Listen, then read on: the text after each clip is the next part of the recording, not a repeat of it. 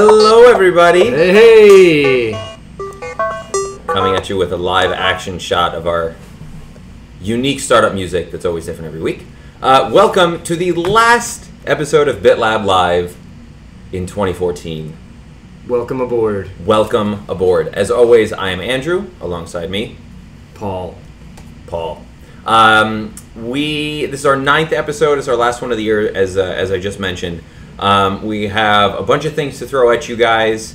We have a special in-office guest from our own engineering team who's going to be joining us shortly. But you may not be familiar with what littlebits is in the first place. If you're joining us now for episode 9, the first of your episodes, we want to tell you what littlebits is all about. What is littlebits all about? I'm glad you asked, Andrew. littlebits is a platform of modular electronics. They snap together with magnets. I just made a circuit. You can combine inputs and outputs to make different circuits. In this case, I will take a pressure sensor and a bar graph and be able to control the lights just like that. Awesome. And so as part of littlebits, we have this awesome initiative called the bitLab. Hence this show is named bitLab Live. And the bitLab is a platform where anybody can come up with their own ideas for a littlebits module, submit it to the bitLab, and then with enough community support, your module can actually get manufactured and sold, all the while you get paid. So most importantly, as part of the bitLab, in addition, if you submit your ideas, you also need votes. And so you may not have an idea just yet, but if you see other ideas that are up on the bitLab that you want to get made, please head on over to our website. It is littlebits.cc/bitlab and go cast your vote. You can cast your vote for as many modules as you like. Andrew, I'm glad you mentioned voting. Oh yeah? Why is that? Well, because we have a module in a very critical position right now. It's making great progress. It's the Accelibits module, an accelerometer, and we have about 3 days left on that, and we need less than 50 votes. So if you're watching now, you haven't voted, go to the website and vote, and we will be potentially creating a very snazzy accelerometer gyroscope-based module in 2015. That would be awesome. So speaking of modules that we'll be making in 2015, man, we're killing it. We like segues. We love these segues.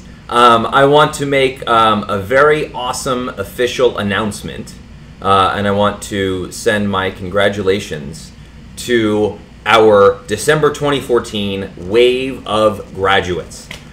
So 3 months to the day, it was actually September the 16th, 2014 that we launched the bitLab in the first place. And when we launched, we had 3 different modules that were up for vote. We had Backyard Brains Muscle Spiker, we had Gabotronics Oscilloscope, and we also had Dr. Bleep's Bleep Drum. Well, I'm very happy to say that now that they've all reached their 1,000 votes and have been in the review stage, we are officially taking them out of the review stage, and they are going live in production. Starting in 2015, these bits will be manufactured by littlebits, and they will be made available for sale. It is a huge, awesome milestone, not just for these modules, but for the bitLab as well. It's very exciting to get this graduating class up and out the door. True, they are way awesome. They are way awesome. So congratulations to all 3 of them. And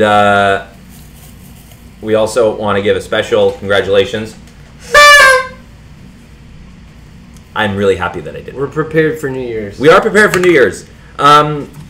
On the topic of getting close to the holidays, that was a bit of a stretch, but if you want stuff in time for the holidays, time is running out with regard to shipping. So if you order within the next 24 hours, you have until tomorrow. Nobody panic. Nobody panic. But you should go to the website and get your orders in. Because you actually can get free shipping.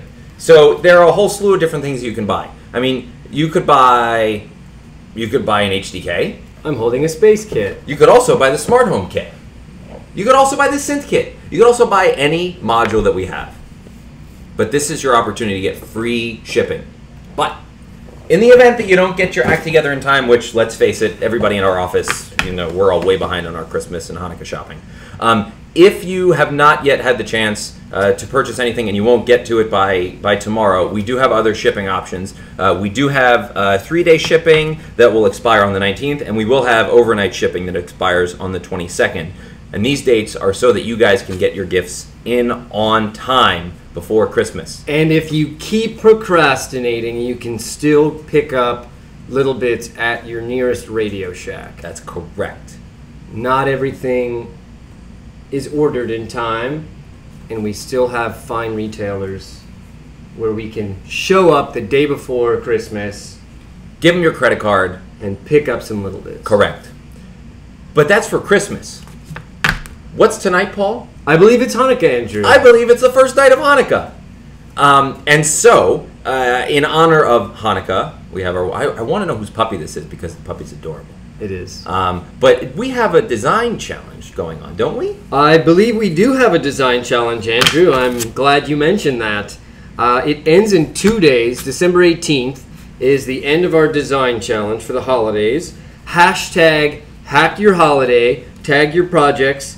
You can go to littlebits.cc /projects/holiday. What was that one more time, Paul? It's littlebits.cc /projects/holiday. You can see this dreidel project. It's called the dreidel Spins of Sundown. Spins at sundown. Spins at Sundown, and it's by Jenny LC.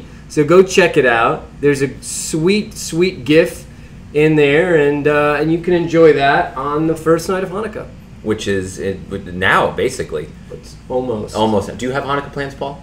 Not tonight. Ah, bummer. Well, there are 8 nights, so you can have plans for the next 8 nights. Yes, plenty of time. So for today's show, for our special guest, we have Sean Schumer, who's one of our engineers here. And Sean trekked all the way from just on the other side of this wall to join us here. And Sean is going to be joining us in about 30 seconds. And he will be demonstrating one of the ways in which not only can you hack your holidays, but you can also hack your bits. It's true. It is true. And so Sean has actually used a really cool feature that exists on the back of our bits and has reprogrammed them to do some magical things. Some of our bits have microcontrollers on them, and we have header pins that you can connect to. And so Sean will do a demonstration of one of those hacks that you can do. You can get into the firmware, you can wrangle it. Wrangle that code. Make it your own. Absolutely.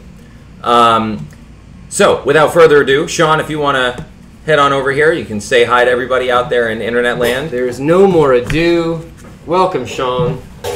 Step into the program. Step into Hello, the everyone, and out there in Little Bits world. Hello, Andrew. Hey, Sean. Thank you Happy for joining us. holidays. Happy Hanukkah. Same to you. Thank you. Thank you so much for being here. I'm very glad you brought me on for the holiday issue of Little Bits BitLab Live, because my favorite family tradition throughout the holidays is reprogramming Little Bits modules via the ISP header that we place underneath. Now, is this something you do with the whole family, or? Well, it's me and my cats mostly. They Okay. get a kick out of it. They make little runny mice, things that blink. They love chasing laser pens. Put those on a servo motor, make them go nuts. That's great. Yeah, that's great. So what we've got set up right now for our viewers is we've got a dual monitor set up so they can hear us and they can hear you, and they actually Fantastic. can see a So nice little... they can see me right down here. Exactly. So There's me. So first and foremost, so for those who might not know, can you tell everybody what that module is? So what you're looking at here is the I-22 sequencer. This is a module that came out in recent months. It's been pretty popular. What you can do is you can give an input to the module, and this module's input can affect the speed of a series of 8 outputs. So as you were to cycle through them, I can do a quick example that'll kind of illustrate it. Let's put one of these here to affect the speed. As each one of these lights goes off, that signals that you're going to get an output on each of the corresponding bit snaps, and then on this final bit snap, it goes high on every light. Oh, great. And this is a really cool module. You can detach all sorts of different functionality on either end. There's also a step function, so if you want to trigger one and then on another pulse trigger 2, you can sort of multiplex your modules and really break it out. I mean, this is We don't have more bit snaps on a module than this one. That's true. Now, just so everybody knows, can you show everybody now on the underside of this these headers in question that you're talking about? Absolutely. So this module you're looking at here is actually a reprogrammed one, and if you look, there's actually 6. Why don't you hold that up to the camera? There's actually 6 solder pads. If you can see them there. Can you see that? You see the solder pads? Yeah. Yeah, there they are. 8 solder pads. Cool.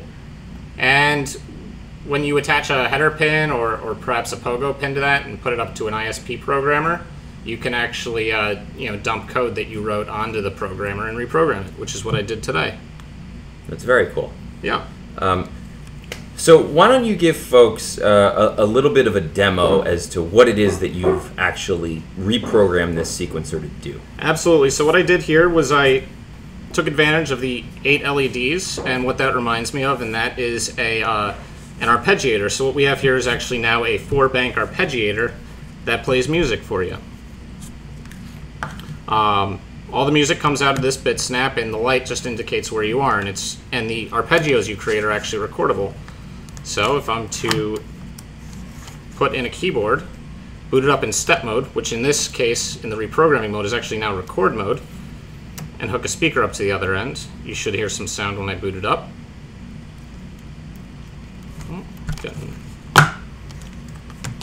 Turn the volume up. I believe I turned it down as a fade out on my musical intro. Let's hear.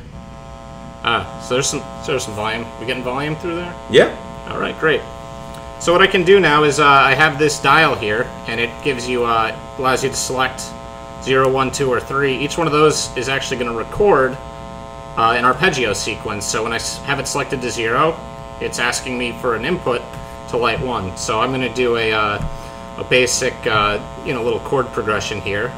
So you'll watch as I hit a key. It skips the 2. It's asking for input on 2. So I'll just cycle through. And then if I am to cycle power now, flip it to speed mode, put in a dimmer, and turn it on. You have a musical instrument, and the speed is actually controlled by the input. And you have 4 banks. I've already pre-recorded 4 tracks on this, so if I'm going to flip through the banks, you'll get a little song out of it.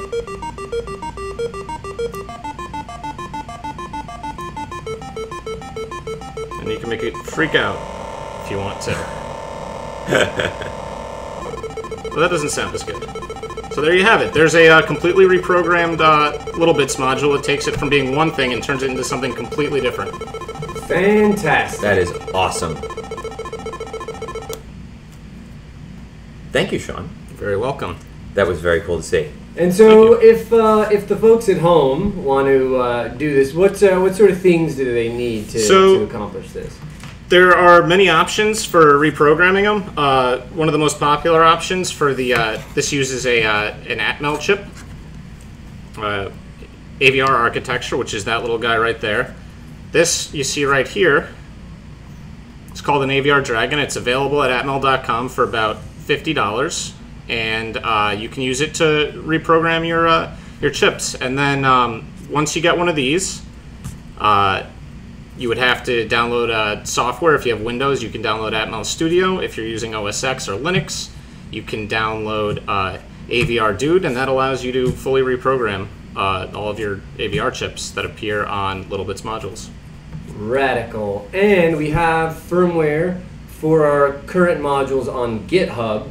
So if you write your own code or you want to riff off of our code, you can go to our GitHub page, you can find the code, and start hacking around. Yeah, and I'll post the arpeggio code too. Hopefully some of you guys can use it, send in examples of it working with you, and if you want to even expand upon it, make it better. That'd be awesome. We have already posted a section in our forum. If you have any questions for Sean, feel free to submit your questions there, and we'll make sure that Sean gets it in his spare time. Bring it on. All right, there you have it. Challenge. That's a challenge indeed. It's another holiday tradition we have at my house of bringing it on. Wow. You watched the movie Bring It On? No. Oh, okay. Yeah, Just checking. No, just the action. Got it. It's a good movie. No, it's not. Okay, fine. Yeah. Anyway, so this is our last trivia section of the year. Sean, you can stick around for trivia time. Oh, I love trivia. So first of all, congratulations to last week's winner, Bill Steinbach, for correctly guessing, or in fact, showing the actual bar that Arduino is named after. That was no guess. That was no guess. That was a very That was ingrained knowledge. correct. Though it actually looks like a really nice place. We should probably go for research purposes. Field trip. Field trip. And so Bill won himself an Arduino coding kit. Wow. Yeah, it was Arduino week last week. And so now this is our last trivia section, and Today's trivia is, in order to win a hardware development kit, please tell us the answer to this question. So, today's question is, what was the first module in the bitLab that was voted up to 1,000 votes? Question. Now, Sean, you can't guess because you work here. Well, but do okay. you know? And don't say it. But do you think you know the answer? I think I know the answer. He thinks he knows the answer. All right. Well, if you think you know the answer, you're going to want to head on over to discuss.littlebits.cc. That's discuss, period, littlebits, period, cc. And there is a new forum section just for today's trivia question. We ask you to please submit your answer. We are going to give you guys until the end of the week, as opposed to until next week, because we, unfortunately, are not going to have a show next week. Or the week after. Or the week after. Or the week after. And in fact, or the week after that, because Paul and I will be out hitting the road. One day we'll be able to take this show on the road, but not yet. We will be at CES 2015 in Las Vegas. But we will take a photo, and we'll make sure to share it so everybody knows that your bitLab Live hosts are kicking it in Vegas. So with that, I want to thank you, Sean, for coming on. Thank you for having me on the program. Thank you very much. It was a pleasure. Yeah, thank you. I want to thank you guys for watching and for listening and for tuning in. Thank you for joining us on this 9-week excursion so far. It's been wonderful, and we're looking forward to everything next year. And as we play out today, we'll do a little video. You may have seen that we announced a synthesizer that we created with the band OK Go. And so those of you tuning in the last 9 weeks may have noticed that the music is pretty rad on this show. And that music is generated by this very special synthstrument that we developed with the fine fellows at OK Go. The projects are up online. You can take a look at the cool things that we built, and you can check out the circuit and the code, and you can build one yourself. Awesome. And that's it. Will you play us out, Paul?